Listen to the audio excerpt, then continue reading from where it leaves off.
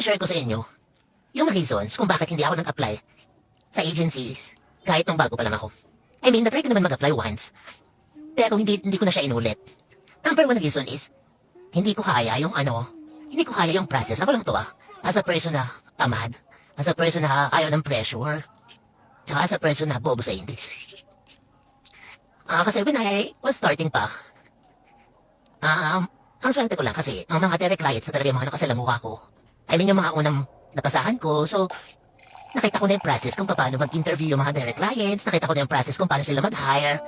So, parang nagkaroon na ako ng pagkukumparahan.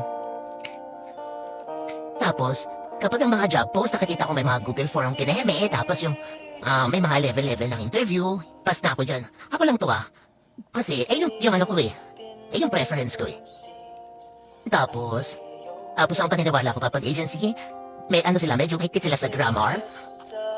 As a person na bobo sa communication skills, ayoko ng parang feeling ko ma-judge ako. Parang feeling ko. Kasi, since mga Pinoy tayo, feeling ko, napapaganoid ako na baka may instances na, tignan mo ito yung na-interview ko na, yung mali-mali yung grammar. Tapos, napapaganoid ako na pwedeng, yung profile ko, kakalkalin. May ganun akong thinking. Unlike pag direct clients, wala akong iniisip ko lang wala silang pakialam sa akin.